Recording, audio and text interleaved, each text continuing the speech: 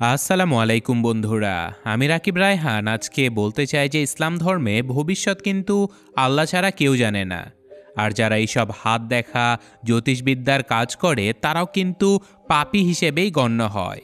তো আজকের গল্পে আমরা দেখতে পারবো যে ভবিষ্যৎবাণী বা রাশিফল গণনা করতে গিয়ে একদল ছেলে মেয়ে কি ভয়ঙ্কর বিপদে পড়েছিল যখন তাদের রাশিফল তাদের চোখের সামনেই সত্য হয়ে যেতে থাকে। তো গল্পের শুরুতে আমরা দেখতে পাই যে 7 জনের একদল বন্ধুর গ্রুপ জঙ্গলের ভেতরে একটা বাড়ি ভাড়া নিয়েছিল পার্টি করার জন্য, কারণ তাদের মধ্যে লিসা নামের একজন মেয়ের ছিল আজকে জন্মদিন। তারা 7 জন সেখানে অনেক মজা করতে থাকে। একে অপরের সাথে গল্প করতে করতে তারা জানতে পারে যে তাদের বান্ধবী জেনি এবং বন্ধু জনি, যারা কিনা একে অপরের সাথে বিগত 2 বছর হলো সম্পর্কে জড়িয়েছিল, তাদের নাকি সম্প্রতি ব্রেকআপ হয়ে গেছে। কথাটা জানাজানি হয়ে যাবার সাথে সাথে জনি বিব্রত হয়ে পাশের একটা ঘরে চলে যায়, যেখানে আবার জনিকে সঙ্গ দেবার জন্য তাদের একজন বন্ধু মার্লিন সেখানে চলে যায়। মার্লিন তাদের ব্রেকআপের কথা শুনে অনেক কষ্ট পায়, কারণ তারা সবাই চাইতো জেনি এবং জনি দুজনেই যেন একসাথে থাকে। তো যাই হোক, সেখানে পার্টি করতে করতে তাদের বিয়ার শেষ হয়ে যায়। তাই তারা এই ঘরের বিভিন্ন জায়গাতে বিয়ার খোঁজার চেষ্টা করে, কারণ সাধারণত এমন বাংলো বাড়িতে কোনায় কানায় অ্যালকোহল কোথাও না কোথাও পড়ে থাকে। কিন্তু বিয়ার খুঁজতে গিয়ে তারা আন্ডারগ্রাউন্ডে যাবার একটা দরজা খুঁজে পায়, যেটা কিনা তালাবদ্ধ ছিল, কিন্তু তারা তালা ভেঙে আন্ডারগ্রাউন্ডে ঢুকে পড়ে। আর অদ্ভুতভাবে এই ঘরে কোনো বিয়ার তো তারা পায় না, বরং এখানে জ্যোতিষবিদ্যা চর্চার বিভিন্ন রকমের প্রাচীন যন্ত্রপাতি খুঁজে পায়, যেগুলো তারা দেখে অবাক হয়ে গিয়েছিল, কারণ আধুনিক সময়ে এইসব কিছুর ব্যবহার প্রায় বিলুপ্ত হয়ে গিয়েছিল। কিন্তু খুঁজতে খুঁজতে মার্লিন সেখানে একটা প্রাচীন বই খুঁজে পায়। বইটা অনেক অদ্ভুত ছিল, যেটা সকল বন্ধুদেরকে দেখানোর ফলে জেনি বলে ওঠে যে এই বইটা আসলে রাশিফল গণনা করার একটা বই। এটাকে তারা ট্যারট বুক বলতো। এই বইয়ের ভেতরে কিছু ভয়ঙ্কর চিত্রায়িত কার্ডও ছিল, যেগুলোর মাধ্যমে যে কোনো মানুষের রাশিফল গণনা করা যেত। আর জেনি ছোটবেলায় রাশিফল গণনা করার ব্যাপারে অনেক আগ্রহী ছিল বলে সেই সব ব্যাপারে বেশ অভিজ্ঞও ছিল। তো যাই হোক, তারা সিদ্ধান্ত নেয় যে এই বইয়ের মাধ্যমে তারা আজকে নিজেদের রাশিফল গণনা করবে। তারা আসলে নিজেদের ভবিষ্যৎ দেখতে চাচ্ছিল। যেহেতু জেনি এই কাজটা করতে পারত, তাই তারা সবাই অনুরোধ করে জেনিকে রাজি করিয়ে ফেলে। আর এখন তারা এই ঘরের সকল লাইটসগুলো বন্ধ করে দিয়ে মোমবাতি জ্বালিয়ে রাশিফল গণনার কাজ শুরু করে দেয়। কিন্তু তখনই এই বদ্ধ ঘরের ভেতরে তীব্র বাতাস বয়ে যায়। জেনি সবাইকে বলে যে আমাদের এই কাজটা করা হয়তো উচিত হবে না, মনে হচ্ছে কেউ আমাদেরকে সতর্ক করে দিচ্ছে। কিন্তু লিসা নামের সেই মেয়েটা, আজকে যার জন্মদিন ছিল, তার অনুরোধে বাধ্য হয়ে জেনি সর্বপ্রথম তারই রাশিফল গণনা করতে থাকে। জেনি লিসার জন্ম তারিখ শুনে বলে দেয় যে তার রাশি হলো লিব্রা তথা তুলা রাশি, আর এই রাশির সাইন ছিল একটা ডাইনি। আর রাশিফল মোতাবেক সে খুব শীঘ্রই সফল হতে চলেছে, তবে সফলতার সিঁড়ি তাকে সাবধানে উঠতে হবে, কারণ অসাবধান হলেই সে মুখ থুবড়ে পড়ে যেতে পারে। তো যাই হোক, এরপর রাশিফল গণনা করতে আসে ম্যাডি নামের একটা মেয়ে, যে ছিল মেষ রাশির জাতিকা। আর রাশিফল মোতাবেক সে উত্তেজিত হলে সিদ্ধান্তহীনতায় ভোগে, আর তার রাশির সাইন ছিল ঝুলন্ত মানব বা হ্যাংম্যান। এছাড়াও তার জীবনে টেকনোলজিক্যাল ফেইলের জন্য তাকে অনেক ঝামেলা পোহাতে হতে পারে। এরপর আসে এমিলি, যার রাশি ছিল কন্যা, আর তার সাইন ছিল একজন জাদুকরের। আর রাশিফল মোতাবেক সে বুদ্ধিমতী এবং ধৈর্যশীল, কিন্তু জীবনে চলার পথে তাকে জাদুকরের জাদুর মতো ধোঁকায় পড়তে হতে পারে। তো যাই হোক, এরপর মার্লিন চলে আসে, যে ছিল বৃষ রাশির জাতক, আর তার সাইন ছিল একটা জোকারের। তাছাড়াও রাশিফল মোতাবেক সে খুবই সাদাসিধা এবং বোকা প্রকৃতির মানুষ। বিপদের মুহূর্তে ভুল সিদ্ধান্ত নেওয়া তার প্রকৃতিগত স্বভাব, তবে বন্ধুদের বিপদ আপদে সেই সবার আগে হাজির হয়। কথাটা শুনে মার্লিন অনেক খুশি হয়ে যায়। আর এরপর ভাগ্য গণনা করতে আসে মার্কো, যে ছিল মকর রাশির জাতক, আর তার সাইন ছিল ডেভিলের। রাশিফল অনুযায়ী তার আর্থিক অবস্থা শীঘ্রই ভালো হতে চলেছিল। সে সবাইকে মন থেকে ভালোবাসতে পারত, তবে জীবনে চলার পথে তাকে সব সময় সঠিক লাইনে থাকতে হবে, কারণ ভুল লাইনে চলে গেলেই তার ক্ষতি হতে পারে। এরপর জেনির কাছে ভাগ্য গণনা করতে আসে তার এক্স বয়ফ্রেন্ড জনি। জেনি খুব স্বাভাবিকভাবেই তার ভাগ্য গণনা করে জানতে পারে যে জনি সিংহ রাশির জাতক ছিল। সে সবসময় নিজের মতো করে চলতে পছন্দ করত, অন্য কারো কথা বিশ্বাস করত না। তবে তার এমন ডোন্ট কেয়ার অ্যাটিটিউডের জন্য ভবিষ্যতে তার জন্য বিপদ অপেক্ষা করছে। আর জনির সাইন ছিল ফায়ার ডেভিল। তো কথাগুলো শুনে জনি বেশ রেগে যায়, আর জেনিকে বলে যে এতই যখন ভাগ্য গণনা করতে পারো তাহলে নিজের ভাগ্যটা গণনা করে দেখাও। তাই এখন ফাইনালি জেনি নিজেই নিজের ভাগ্য গণনা করতে গিয়ে দেখে যে তার সাইন হলো মৃত্যু দেবতা, আর সে ছিল ধনু রাশির জাতিকা। ভাগ্য গণনা করলে সে জানতে পারে যে জীবনে প্রেমের অর্থই আসলে মৃত্যু। তো যাই হোক, এইসব কিছু করতে করতেই তারা সেদিনের রাত কাটিয়ে দেয়, আর পরদিন সকালে তারা সবাই একসাথে নিজেদের বাড়িতে যাবার জন্য বেরিয়ে পড়ে। কিন্তু পথিমধ্যে তারা যখন গাড়িতে পেট্রোল ভরার জন্য একটা স্টেশনে থেমেছিল, সেখানেই সৌভাগ্যবশত মার্কো একটা লটারিতে $700 পুরস্কার পেয়ে যায়। তারা সবাই প্রচণ্ড খুশি হয়ে যে যার বাড়িতে ফিরে যায়। কিন্তু সেদিন রাতের বেলা লিসা তার জন্মদিনের এই পার্টি সম্পর্কে তার বান্ধবী এমিলির সাথে অনেক রাত অবধি ফোনে গল্প করছিল। কিন্তু তখনই সে হঠাৎ করে দরজার বাইরে কিছু একটা পড়ে যাবার শব্দ শুনতে পায়। লিসা দরজা খুলে দেখতে পায় যে তার ছাদে ওঠার সেই মইটা নিচে পড়ে গেছে। তাই সে তার বান্ধবীর কলটা কেটে দিয়ে মইটা উপরে তুলে দেয়, আর তারপর ঘরে এসে আবারও তার বান্ধবীর সাথে গল্প করতে থাকে। কিন্তু আবারও সেই মইটা নিচে পড়ে যায়। এবার এমিলি তার বান্ধবীকে কিছুক্ষণ পরে কল করবে বলে বাইরে বেরিয়ে পড়ে। সে মনে করেছিল যে তার হোস্টেলের বন্ধুরা হয়তো তার সাথে প্র্যাঙ্ক করার চেষ্টা করছে, তাই সে হাসতে হাসতে মই বেয়ে উপরে উঠে যায়। লিসা বেশ ভয় পেয়ে নিচে একবার দেখে, আর তারপর চিলে কোঠাতে উঠতে এসে দেখতে পায় তার চারপাশে মোমবাতি জ্বালিয়ে রাখা হয়েছে। শুধু তাই নয়, তার সামনে সেই ডাইনির ছবিওয়ালা কার্ডটাও পড়ে রয়েছে। আর তখনই সেই কার্ডের ডাইনিটা তার উপরে হামলা করে দেয়, যার ফলে সোজা নিচে পড়ে যায় লিসা। বেচারি প্রচণ্ড আঘাত পেয়ে নিজের জায়গা থেকে নড়তেও পারছিল না। আর এই সুযোগে চিলে কোঠা থেকে সেই ডাইনি ছাদে ওঠার ওই মই দিয়ে আঘাত করতে করতে লিসাকে সেখানেই মেরে ফেলে। এখন পরদিন সকালবেলা বন্ধুবান্ধবেরা যখন লিসার খবর জানতে পারে, তখন তারা সবাই প্রচণ্ড কষ্ট পায়। তারা কেউ বিশ্বাসই করতে পারছিল না যে তাদের বান্ধবী মারা গেছে। কিন্তু ব্যাপারটাকে জাস্ট একটা দুর্ঘটনা মনে করে তারা সেদিনের মতো নিজেদের বাড়িতে চলে যেতে থাকে। শুধু এমিলি রয়ে যায় জেনির কাছে, কারণ সে লিসার মৃত্যুতে ট্রমাটাইজ হয়ে গিয়েছিল। সে বিশ্বাসই করতে পারছিল না যে কাল সারা রাত তারা ফোন কলে গল্প করেছে, আর আজকে তার বান্ধবী বেঁচেই নেই। যাই হোক, এদিকে সবাই নিজেদের বাড়িতে পৌঁছে গেলেও মার্কো হেঁটে হেঁটে যখন নিজের বাড়িতে যাচ্ছিল, তখনই তার পিছু নেয় তার রাশির সাইন সেই ভয়ঙ্কর ডেভিল। কিন্তু এই সব কিছু ইগনোর করে মার্কো রেল স্টেশনে চলে আসে, কিন্তু দুর্ভাগ্যবশত আজকের রাতের শেষ ট্রেন অলরেডি চলে গিয়েছিল। তাই সম্পূর্ণ স্টেশন ফাঁকা পড়েছিল। আর তখনই স্টেশনের চারিদিকের লাইট বন্ধ হতে হতে সেই ডেভিল মার্কোর উপরে হামলা করে দেয়। মার্কো প্রাণ বাঁচানোর জন্য রেস্ট্রিকশন এরিয়াতে প্রবেশ করে, আর সেখানে সে নিজের মৃত্যুর খবর প্রকাশিত হওয়ার একটা খবরের কাগজ পড়ে থাকতে দেখে। আর তার মনে পড়ে যায় যে এই ডেভিল তো তার রাশির সাইন ছিল। সে বুঝতে পারে কিছু একটা গন্ডগোল হয়েছে, কিন্তু ততক্ষণে সেই ডেভিল মার্কোকে মারার জন্য ভয় দেখিয়ে একটা ভুল লাইনে ফেলে দেয়, আর সেই লাইনে আসা একটা ট্রেনের আঘাতে মার্কো সেখানে মৃত্যুবরণ করে। আর এই ঘটনায় বাকি বন্ধুরা রীতিমতো স্তব্ধ হয়ে যায়, কারণ পরপর 2 দিনে তারা দুজন বন্ধুকে হারিয়ে ফেলেছে।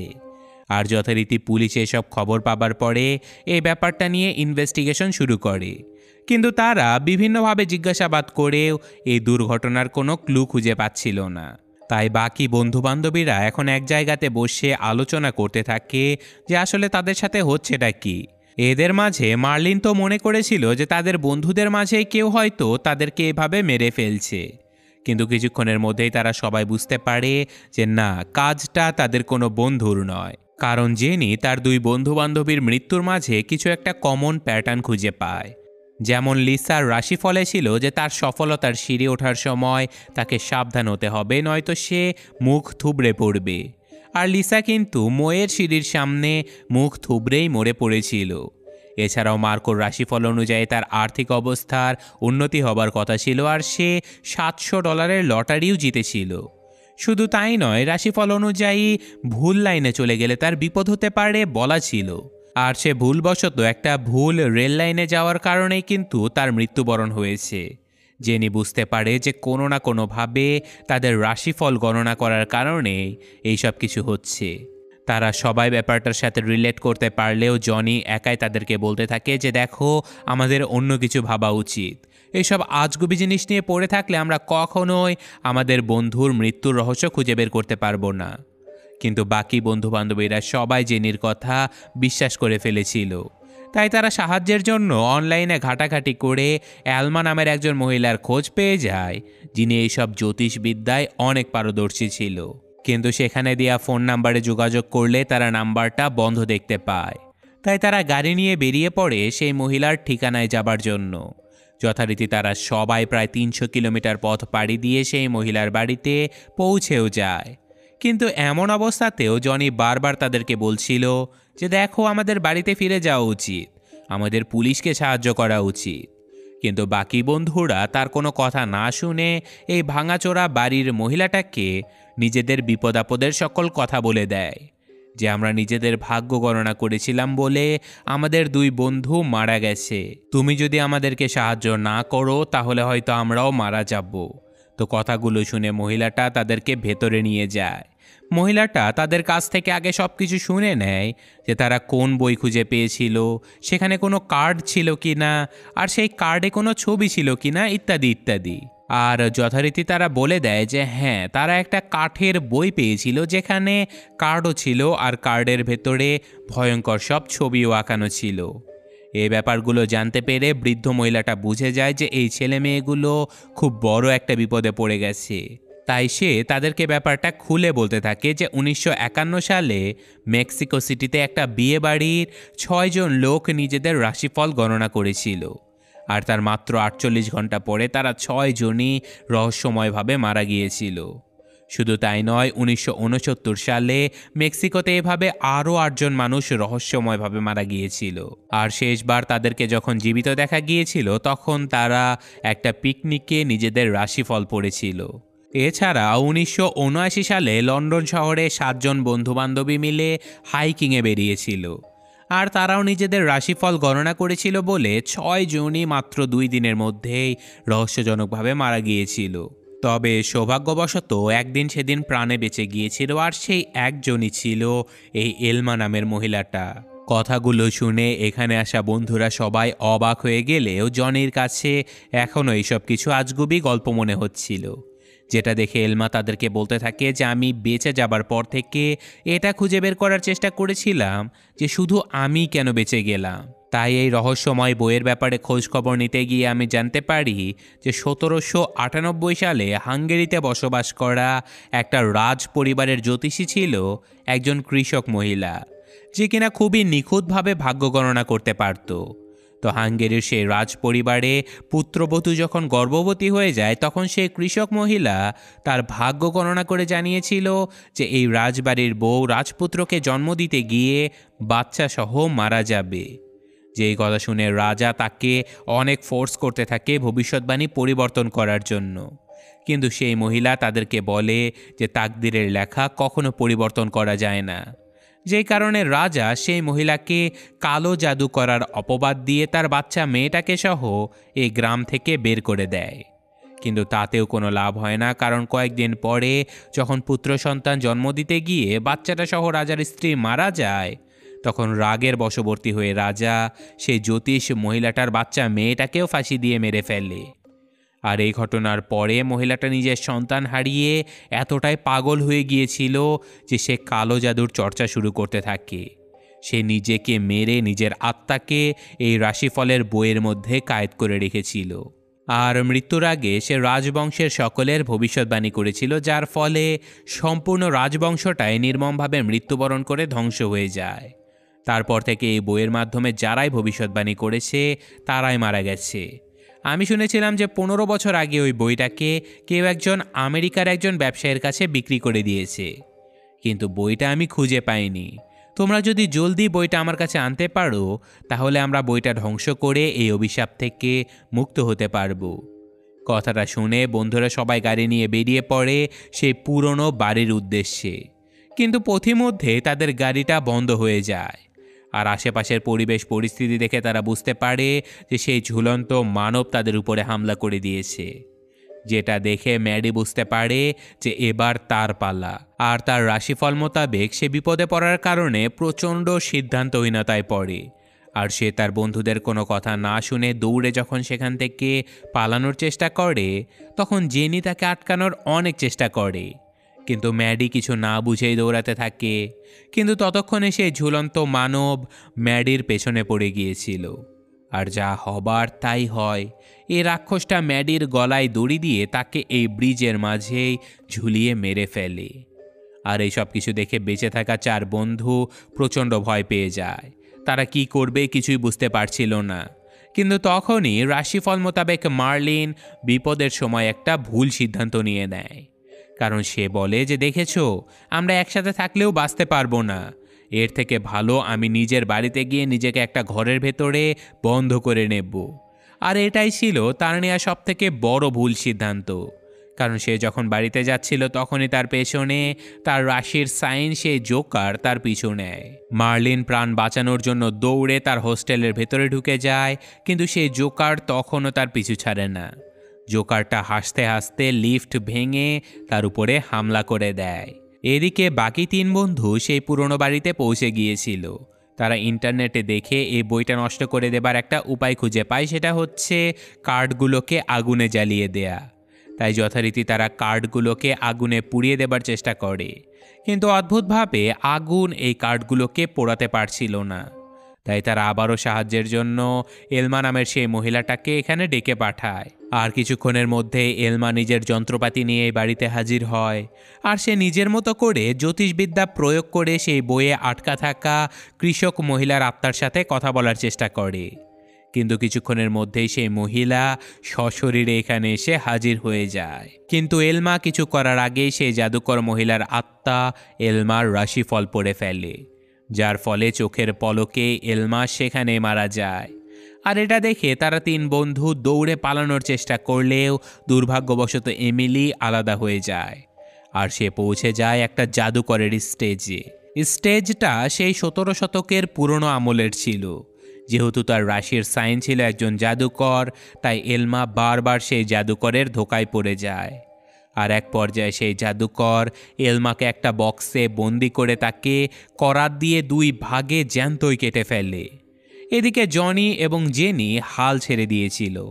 তারা ভেবেছিল যে তারা হয়তো জন্মগতই অভিশপ্ত, কারণ ততক্ষণে মৃত্যুদূত হামলা করেছিল জেনির উপরে, আর সেই ফায়ার ডেভিল হামলা করেছিল জনের উপরে।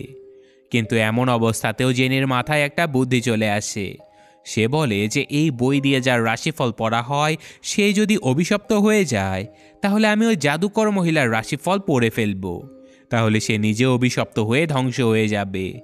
তো যেই ভাবা সেই কাজ, জেনি কোনো রকমে সেই জ্যোতিষ মহিলার রাশিফল পড়ে নেয়, যার ফলে সেই মহিলাটার আত্মা তাদের উপরে হামলা করতে আসলেও তার রাশির সাইনও ছিল মৃত্যুদূত। তাই সেই মহিলা চোখের সামনেই সেখানে ভয়ঙ্করভাবে ধ্বংস হয়ে যায়, আর সেই অভিশপ্ত বইটাও সেখানেই পুড়ে ছাই হয়ে যায়। তো ফাইনালি এত যুদ্ধের পরে জেনি আর জনি প্রাণে বেঁচে যায়। তাদের মাঝে আবারও নতুন করে ভালোবাসার জন্ম নেয়। আর এভাবেই গল্প করতে করতে তারা যখন বাড়িতে যাচ্ছিল তখনই একটা গাড়িতে করে মার্লিন এসে হাজির হয় তাদেরকে বাঁচানোর জন্য। তারা তো মার্লিনকে জ্যান্ত দেখে অনেক খুশি হয়ে গিয়েছিল। আসলে রাশিফল অনুযায়ী বন্ধুদের বিপদে মার্লিন সবার আগে হাজির হবে বলা হয়েছিল বলে সৌভাগ্যবশত সে প্রাণে বেঁচে গিয়েছিল আর বন্ধুদেরকে বাঁচাতে এখানে হাজির হয়েছিল। আর এই ঘটনার সাথে সাথে আজকের এই গল্পটা শেষ হয়ে যায়। তো সবাই সাবধান হয়ে যান, কেউ কারো রাশিফল বা এইসব জ্যোতিষ ভাগ্য গণনার ভিতরে যায়েন না, এইসব কিছুই ভুয়া। আর এই সিনেমার গল্পটাও অ্যাকচুয়ালি ভুয়াই, কারণ এইসব বাস্তবে কখনো হয় না। যাই হোক, গল্পটা কেমন লাগলো কমেন্টে জানাবেন। আমি আজকের মতো বিদায় নিচ্ছি। আল্লাহ হাফেজ।